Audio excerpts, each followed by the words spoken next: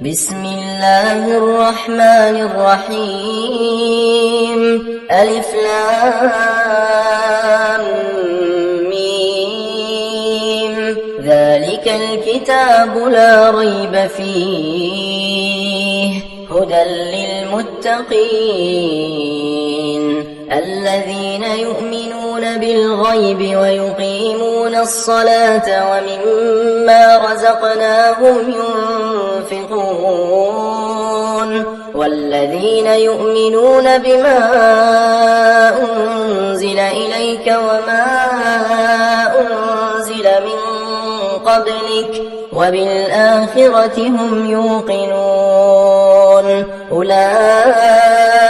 على هدى من ربهم وأولئك هم المفلحون إن الذين كفروا سواء عليهم أأنذرتهم أم لم تنذرهم لا يؤمنون ختم الله على قلوبهم وعلى سمعهم وعلى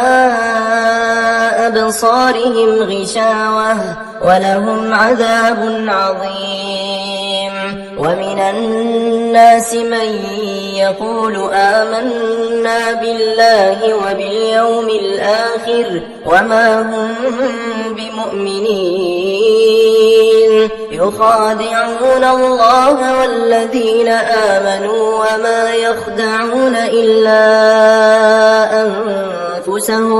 وما يخدعون إلا أنفسهم وما يشعرون في قلوبهم مرض فزادهم الله مرضا ولهم عذاب أليم بما كانوا يكذبون وإذا قيل لهم لا تفسدوا في الأرض قالوا إنما نحن مصلحون ألا إنهم هم المفسدون ولكن لا يشعرون وإذا قيل لهم آمنوا كما آمن الناس قالوا أنؤمن كما آمن السفهاء ألا إنهم هم السفهاء ولكن لا يعلمون وإذا لقوا الذين آمنوا قالوا آمنا وإذا خلوا إلى شياطينهم قالوا إنا معكم إنما نحن مستهزئون الله يستهزئ بهم ويمدهم في طغيانهم يعمهون أولئك الذين اشتروا الضلالة بالهدى فما ربحت تجارتهم وما كانوا مهتدين مثلهم كمثل الذي استوقد نارا فلما أضاءت ما حوله ذهب الله بنورهم وتركهم في ظلمات لا يبصرون صم بكم عمي فهم لا يرجعون أو كصيب من السماء فيه ظلمات ورعد وبرق يجعلون أصابعهم في آذانهم من الصواعق حذر الموت والله محيط بالكافرين يكاد البرق يخطف أبصارهم كلما أضاء لهم مشوا فيه وإذا أظلم عليهم قاموا ولو شاء الله وذهب بسمعهم وأبصارهم إن الله على كل شيء قدير يا أيها الناس اعبدوا ربكم الذي خلقكم والذين من قبلكم لعلكم تتقون الذي جعل لكم الأرض فراشا والسماء بناء وأنزل من السماء ماء فأخرج به من الثمرات رزقا لكم فلا تجعلوا لله أندادا وأنتم تعلمون وإن كنتم في ريب مما نزلنا على عبدنا فأتوا بسورة من مثله وادعوا شهداءكم من دون الله إن كنتم صادقين فإن لم تفعلوا ولن تفعلوا فاتقوا النار التي وقودها الناس والحجارة أعدت للكافرين وبشر الذين آمنوا وعملوا الصالحات أن لهم جنات تجري من تحتها الأنهار كلما رزقوا منها من ثمرة رزقا قالوا هذا الذي رزقنا من قبل وأتوا به متشابها ولهم فيها أزواج مطهرة وهم فيها خالدون إن الله لا يستحيي أن يضرب مثلا ما بعوضة فما فوقها فأما الذين آمنوا فيعلمون أنه الحق من ربهم وأما الذين كفروا فيقولون ماذا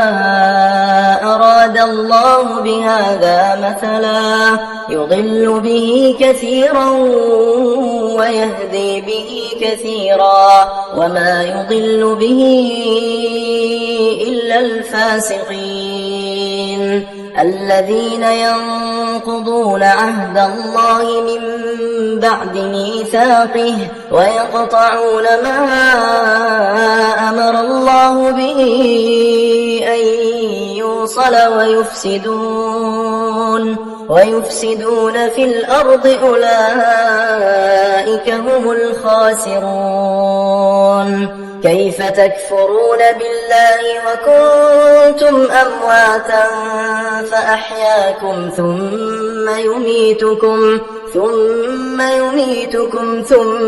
يحييكم ثم إليه ترجعون هو الذي خلق لكم ما في الأرض جميعا ثم استوى إلى السماء فسواهن 7 سماوات وهو بكل شيء عليم وإذ قال ربك للملائكة إني جاعل في الأرض خليفة قالوا أتجعل فيها من يفسد فيها ويسفك الدماء ونحن نسبح بحمدك ونقدس لك قال إني أعلم ما لا تعلمون وعلم آدم الأسماء كلها ثم عرضهم على الملائكة فقال أنبئوني بأسماء هؤلاء إن كنتم صادقين قالوا سبحانك لا علم لنا إلا ما علمتنا إنك إنك أنت العليم الحكيم. قال يا آدم أنبئهم بأسمائهم. فلما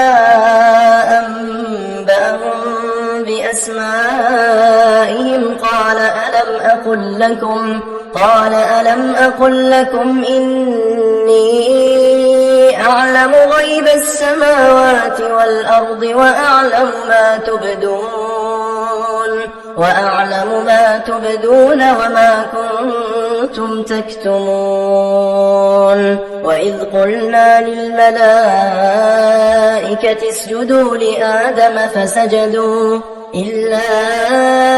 إبليس أبى واستكبر وكان من الكافرين. وقلنا يا آدم اسكن أنت وزوجك الجنة وكلا منها رغدا حيث شئتما ولا تقربا هذه الشجرة فتكونا من الظالمين. فأزلهما الشيطان عنها فأخرجهما مما كانا فيه. وقلنا اهبطوا بعضكم لبعض عدو ولكم في الأرض مستقر ومتاع إلى حين. فتلقى آدم من ربه كلمات فتاب عليه إنه هو التواب الرحيم. قلنا اهبطوا منها جميعا فإما يأتينكم مني هدى فمن تبع هداي فلا خوف عليهم ولا هم يحزنون. والذين كفروا وكذبوا بآياتنا أولئك أصحاب النار هم فيها خالدون. يا بني إسرائيل اذكروا نعمتي التي أنعمت عليكم وأوفوا بعهدي أوف بعهدكم وإياي فارهبون. وآمنوا بما أنزلت مصدقا لما معكم ولا تكونوا أول كافر به ولا تشتروا بآياتي ثمنا قليلا وإياي فاتقون. ولا تلبسوا الحق بالباطل وتكتموا الحق وأنتم تعلمون. وأقيموا الصلاة وآتوا الزكاة واركعوا مع الراكعين. أتأمرون الناس بالبر وتنسون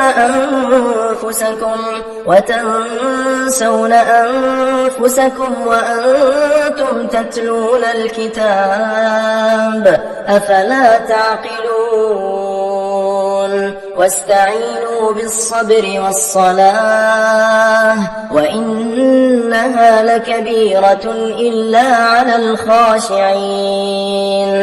الذين يظنون أنهم ملاقو ربهم وأنهم إليه راجعون. يا بني إسرائيل اذكروا نعمتي التي أنعمت عليكم وأني فضلتكم على العالمين. واتقوا يوما لا تجزي نفس عن نفس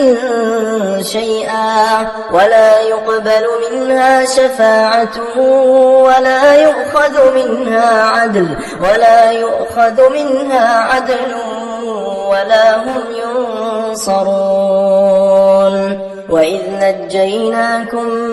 من آل فرعون يسومونكم سوء العذاب يذبحون أبناءكم ويستحيون نساءكم وفي ذلكم بلاء من ربكم عظيم. وإذ فرقنا بكم البحر فأنجيناكم وأغرقنا آل فرعون وأنتم تنظرون. وإذ واعدنا موسى 40 ليلة ثم اتخذتم العجل من بعده وأنتم ظالمون ثم عفونا عنكم من بعد ذلك لعلكم تشكرون. وإذ آتينا موسى الكتاب والفرقان لعلكم تهتدون. وإذ قال موسى لقومه يا قوم إنكم ظلمتم أنفسكم باتخاذكم العجل فتوبوا إلى بارئكم فاقتلوا أنفسكم ذلكم خير لكم عند بارئكم فتاب عليكم إنه هو التواب الرحيم. وإذ قلتم يا موسى لن نؤمن لك حتى نرى الله جهرة فأخذتكم الصاعقة وأنتم تنظرون. ثم بعثناكم من بعد موتكم لعلكم تشكرون. وظللنا عليكم الغمام وأنزلنا عليكم المن والسلوى كلوا من طيبات ما رزقناكم وما ظلمونا ولكن كانوا أنفسهم يظلمون. وإذ قلنا ادخلوا هذه القرية فكلوا منها حيث شئتم رغدا وادخلوا الباب سجدا وقولوا حطة نغفر لكم خطاياكم وسنزيد المحسنين. فبدل الذين ظلموا قولا غير الذي قيل لهم فأنزلنا على الذين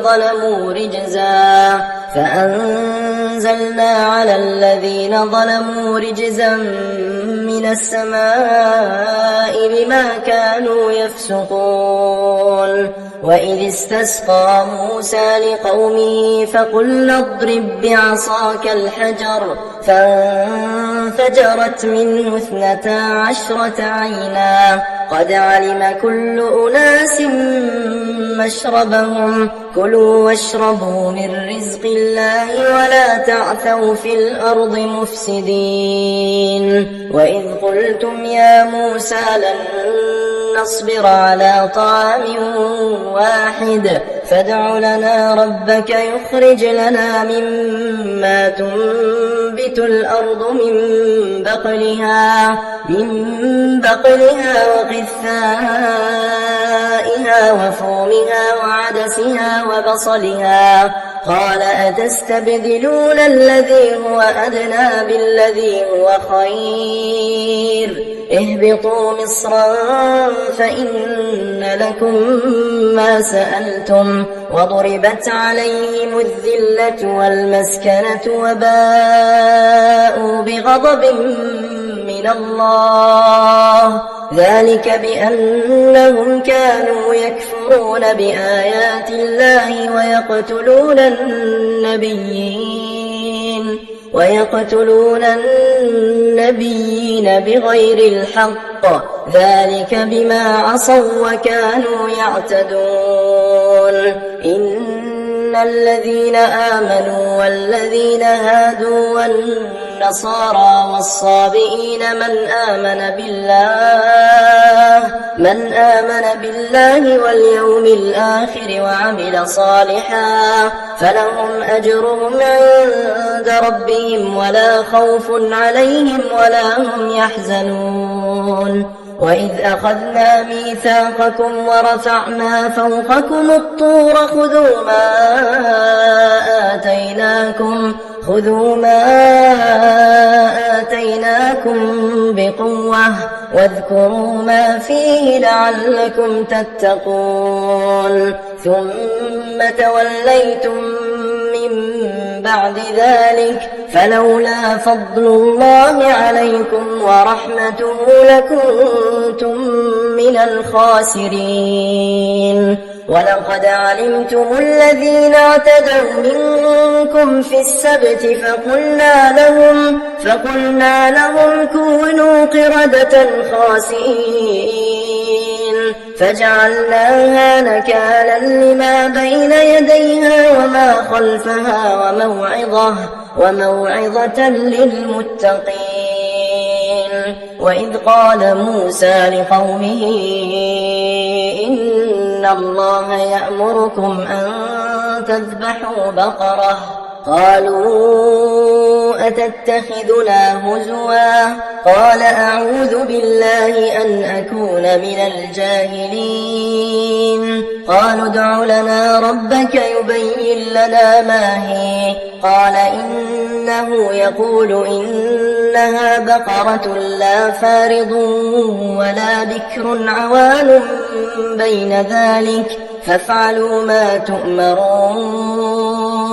قالوا ادع لنا ربك يبين لنا ما لونها قال إنه يقول إنها بقرة صفراء فاقع لونها تسر الناظرين. قالوا ادع لنا ربك يبين لنا ما هي إن البقرة شابه علينا وإنا إن شاء الله لمهتدون. قال إنه يقول إنها بقرة لا ذلول تثير الأرض ولا تسقي الحرث مسلمة لا شية فيها. قالوا الآن جئت بالحق فذبحوها وما كادوا يفعلون. وإذ قتلتم نفسا فادارأتم فيها والله مخرج ما كنتم تكتمون. فقلنا اضربوه ببعضها كذلك يحيي الله الموتى ويريكم آياته لعلكم تعقلون. ثم قست قلوبكم من بعد ذلك فهي كالحجارة أو أشد قسوة وإن من الحجارة لما يتفجر منه الأنهار وإن منها لما يشقق فيخرج منه الماء وإن منها لما يهبط من خشية الله وما الله بغافل عما تعملون. أفتطمعون أن يؤمنوا لكم وقد كان فريق منهم يسمعون كلام الله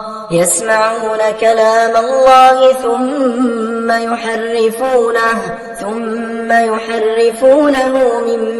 بعد ما عقلوه وهم يعلمون. وإذا لقوا الذين آمنوا قالوا آمنا وإذا خلا بعضهم إلى بعض قالوا أتحدثونهم بما فتح الله عليكم ليحاجوكم به عند ربكم أفلا تعقلون. أولا يعلمون أن الله يعلم ما يسرون وما يعلنون ومنهم أميون لا يعلمون الكتاب إلا أماني وإن هم إلا يظنون فويل للذين يكتبون الكتاب بأيديهم ثم يقولون هذا من عند الله ليشتروا به ثمنا قليلا فويل لهم مما كتبت أيديهم وويل لهم مما يكسبون وقالوا لن تمسنا النار إلا أياما معدودة قل أتخذتم عند الله عهدا فلن يخلف الله عهده أم تقولون على الله ما لا تعلمون بلى من كسب سيئة وأحاطت به خطيئته فأولئك أصحاب النار هم فيها خالدون والذين آمنوا وعملوا الصالحات أولئك أصحاب الجنة هم فيها خالدون وإذ أخذنا ميثاق بني إسرائيل لا تعبدون إلا الله وبالوالدين إحسانا وذي القربى واليتامى والمساكين وقولوا للناس حسنا وأقيموا الصلاة وآتوا الزكاة ثم توليتم إلا قليلا منكم وأنتم معرضون وإذ أخذنا ميثاقكم لا تسفكون دماءكم ولا تخرجون أنفسكم من دياركم ثم أقررتم وأنتم تشهدون ثم أنتم هؤلاء تقتلون أنفسكم وتخرجون فريقا منكم من ديارهم تظاهرون عليهم بالإثم والعدوان وإن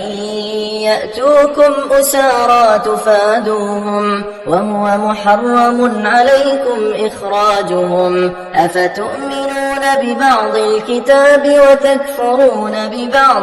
فما جزاء من يفعل ذلك منكم إلا خزي في الحياة الدنيا ويوم القيامة يردون إلى أشد العذاب وما الله بغافل عما تعملون أولئك الذين اشتروا الحياة الدنيا بالآخرة فلا يخفف عنهم العذاب ولا هم ينصرون ولقد آتينا موسى الكتاب وقفينا من بعده بالرسل وآتينا عيسى ابن مريم البينات وأيدناه بروح القدس أفكلما جاءكم رسول بما لا تهوى أنفسكم استكبرتم ففريقا كذبتم وفريقا تقتلون وقالوا قلوبنا غلف بل لعنهم الله بكفرهم فقليلا ما يؤمنون ولما جاءهم كتاب من عند الله مصدق لما معهم وكانوا من قبل يستفتحون على الذين كفروا فلما جاءهم ما عرفوا كفروا به فلعنة الله على الكافرين بئس ما اشتروا به أنفسهم أن يكفروا بما أنزل الله بغيا أن ينزل الله من فضله على من يشاء من عباده فباءوا بغضب على غضب وللكافرين عذاب مهين. وإذا قيل لهم آمنوا بما أنزل الله قالوا نؤمن بما أنزل علينا ويكفرون بما وراءه وهو الحق مصدقا لما معهم قل فلم تقتلون أنبياء الله من قبل إن كنتم مؤمنين. ولقد جاءكم موسى بالبينات ثم اتخذتم العجل من بعده وأنتم ظالمون. وإذ أخذنا ميثاقكم ورفعنا فوقكم الطور خذوا ما آتيناكم بقوة واسمعوا قالوا سمعنا وعصينا وأشربوا في قلوبهم العجل بكفرهم قل بئس ما يأمركم به إيمانكم إن كنتم مؤمنين. قل إن كانت لكم الدار الآخرة عند الله خالصة من دون الناس فتمنوا الموت إن كنتم صادقين ولن يتمنوه أبدا بما قدمت أيديهم والله عليم بالظالمين. ولتجدنهم أحرص الناس على حياة ومن الذين أشركوا يود أحدهم لو يعمر 1000 سنة وما هو بمزحزحه من العذاب أن يعمر والله بصير بما يعملون. قل من كان عدوا لجبريل فإنه نزله على قلبك بإذن الله مصدقا لما بين يديه وهدى وبشرى للمؤمنين. من كان عدوا لله وملائكته ورسله وجبريل وميكال فإن الله عدو للكافرين. ولقد أنزلنا إليك آيات بينات وما يكفر بها إلا الفاسقون. أوكلما عاهدوا عهدا نبذه فريق منهم بل أكثرهم لا يؤمنون. ولما جاءهم رسول من عند الله مصدق لما معهم نبذ فريق من الذين أوتوا الكتاب كتاب الله وراء ظهورهم كأنهم لا يعلمون. واتبعوا ما تتلو الشياطين على ملك سليمان وما كفر سليمان ولكن الشياطين كفروا يعلمون الناس السحر وما أنزل على الملكين ببابل هاروت وماروت وما يعلمان من أحد حتى يقولا إنما نحن فتنة فلا تكفر فيتعلمون منهما ما يفرقون به بين المرء وزوجه وما هم بضارين به من أحد إلا بإذن الله ويتعلمون ما يضرهم ولا ينفعهم ولقد علموا لمن اشتراه ما له في الآخرة من خلاق ولبئس ما شروا به أنفسهم لو كانوا يعلمون ولو أنهم آمنوا واتقوا لمثوبة من عند الله خير لو كانوا يعلمون يا أيها الذين آمنوا لا تقولوا راعنا وقولوا انظرنا واسمعوا وللكافرين عذاب أليم ما يود الذين كفروا من أهل الكتاب ولا المشركين أن ينزل عليكم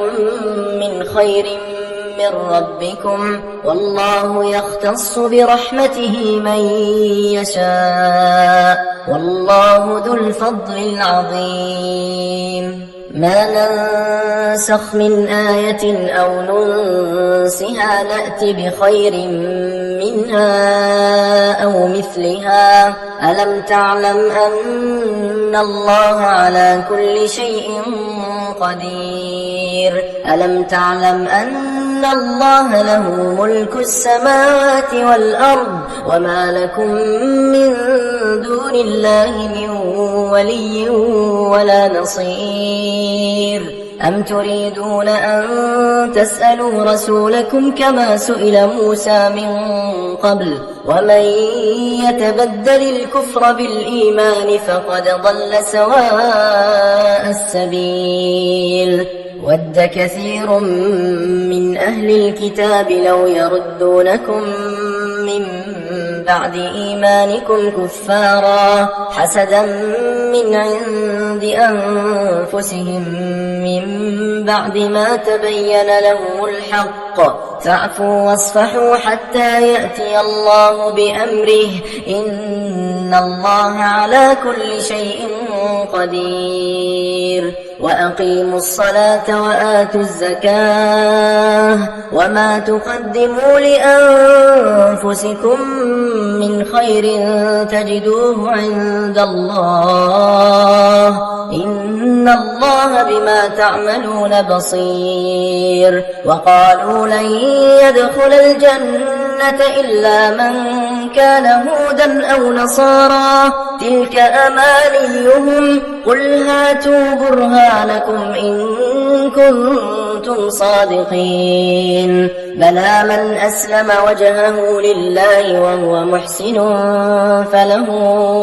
أجره عند ربه ولا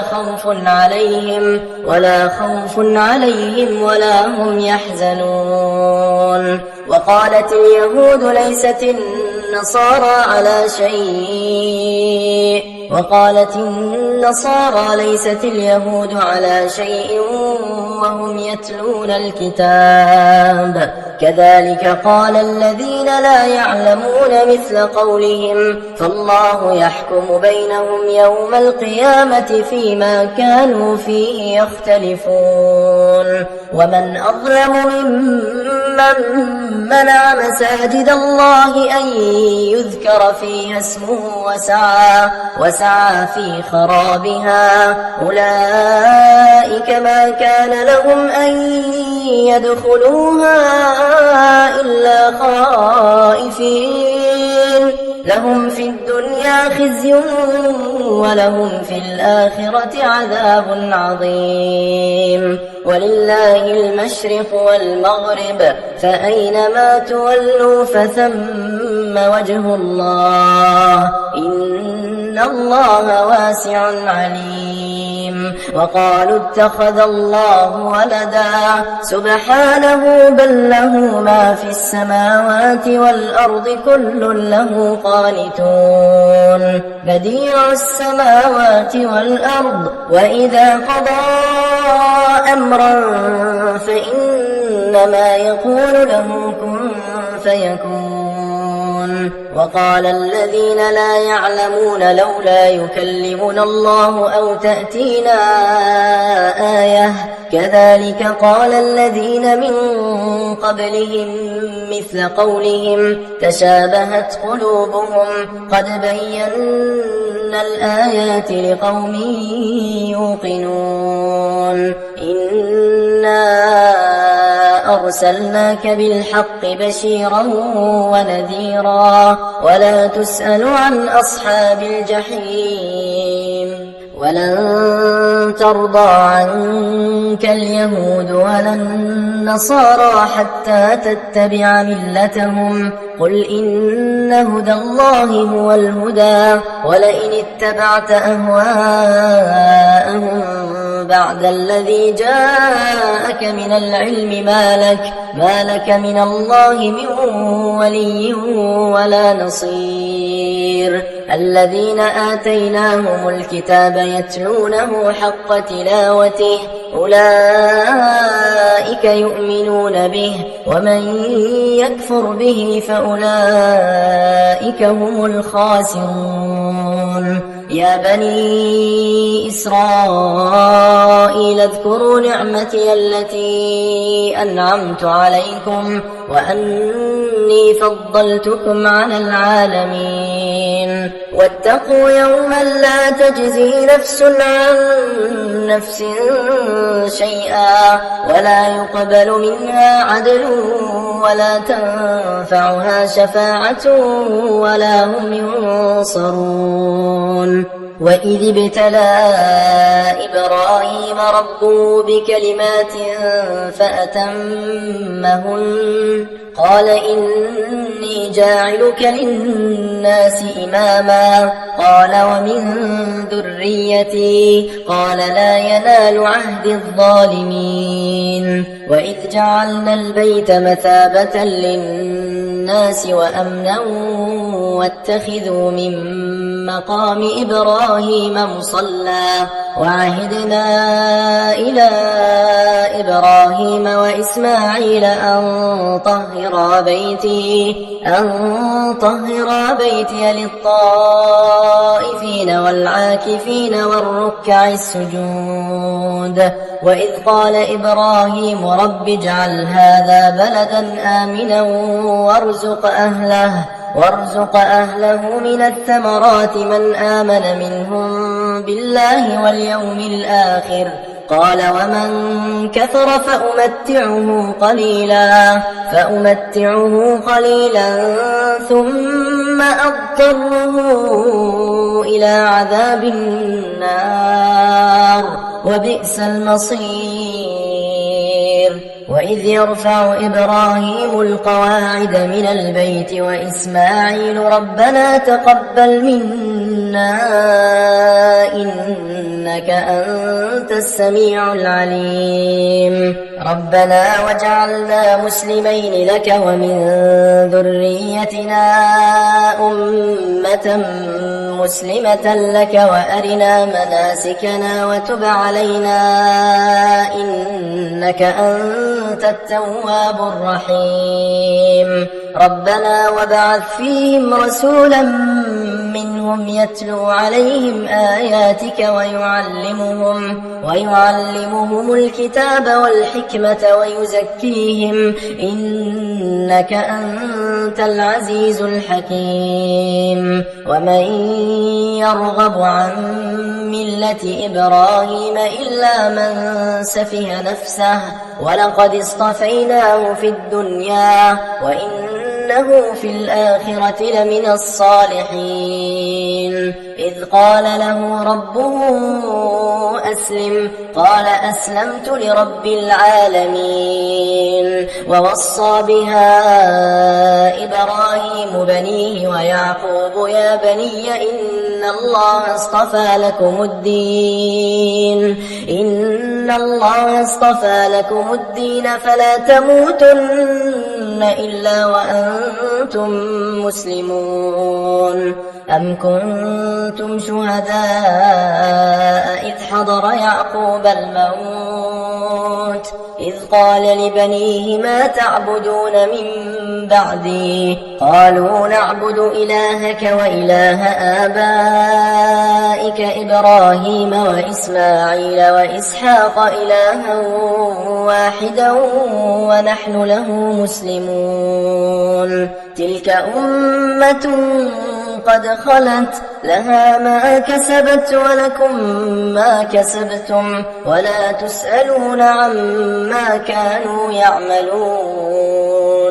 وقالوا كونوا هودا أو نصارى تهتدوا قل بل ملة إبراهيم حنيفا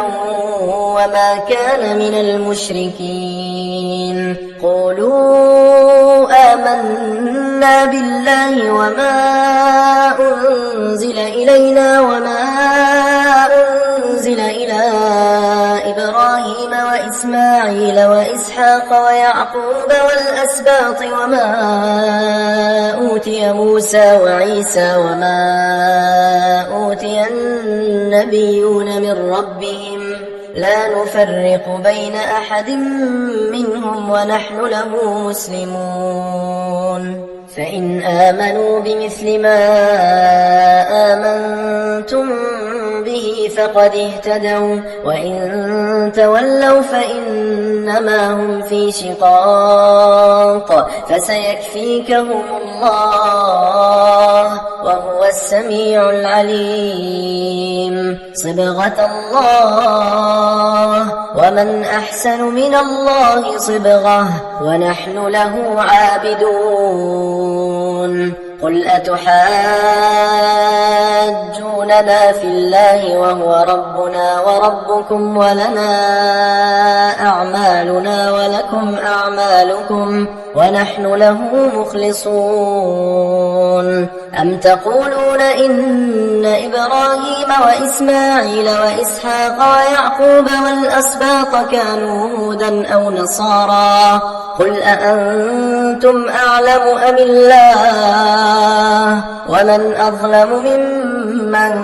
كتم شهادة عنده من الله وما الله بغافل عما تعملون تلك أمة قد خلت لها ما كسبت ولكم ما كسبتم ولا تسألون عما كانوا يعملون سيقول السفهاء من الناس ما ولاهم عن قبلتهم التي كانوا عليها قل لله المشرق والمغرب يهدي من يشاء إلى صراط مستقيم وكذلك جعلناكم أمة وسطا لتكونوا شهداء على الناس ويكون الرسول عليكم شهيدا وما جعلنا القبلة التي كنت عليها إلا لنعلم من يتبع الرسول ممن ينقلب على عقبيه وإن كانت لكبيرة إلا على الذين هدى الله وما كان الله ليضيع إيمانكم إن الله بالناس لرءوف رحيم قد نرى تقلب وجهك في السماء فلنولينك قبلة ترضاها فول وجهك شطر المسجد الحرام وحيث ما كنتم فولوا وجوهكم شطره وإن الذين أوتوا الكتاب ليعلمون أنه الحق من ربهم وما الله بغافل عما يعملون ولئن أتيت الذين أوتوا الكتاب بكل آية ما تبعوا قبلتك وما أنت كنت بتابع قبلتهم وما بعضهم بتابع قبلة بعض ولئن اتبعت أهواءهم من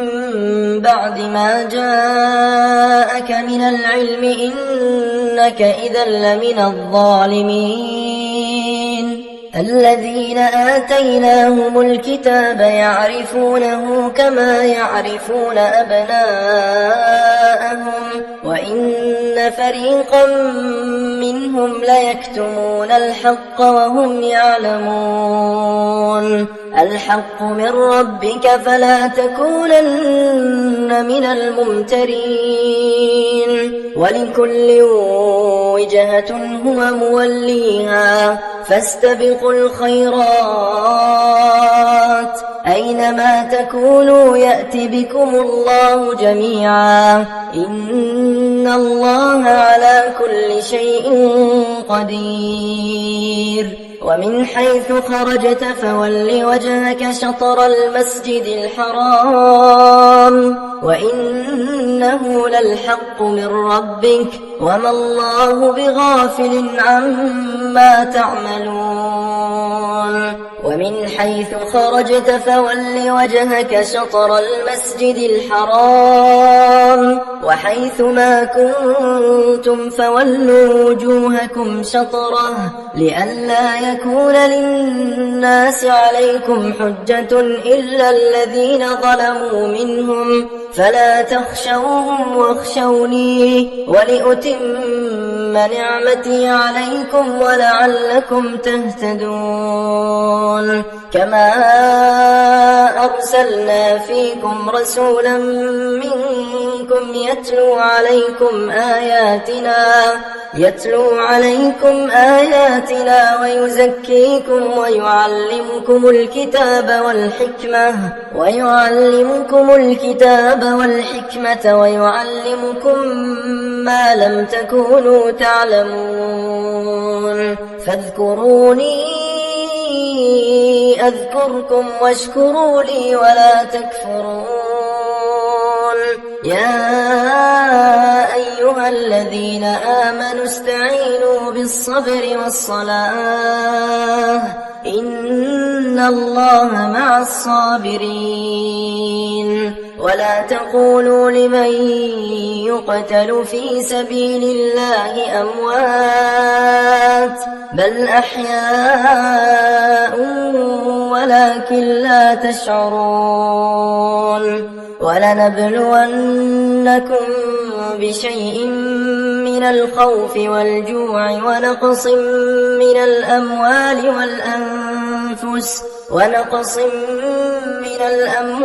والأنفس والثمرات وبشر الصابرين الذين إذا أصابتهم مصيبة قالوا إنا لله وإنا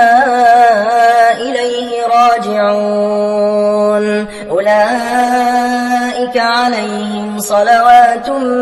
من ربهم ورحمة وأولئك هم المهتدون. إن الصفا والمروة من شعائر الله فمن حج البيت أو اعتمر فلا جناح عليه أن يطوف بهما ومن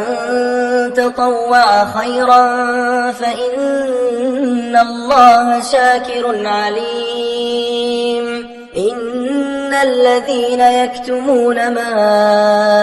أنزلنا من البينات والهدى من بعد ما بيناه للناس في الكتاب أولئك يلعنهم الله ويلعنهم اللاعنون إلا الذين تابوا وأصلحوا وبينوا فأولئك أتوب عليهم وأنا التواب الرحيم. إن إن الذين كفروا وماتوا وهم كفار أولئك عليهم لعنة الله والملائكة والناس أجمعين.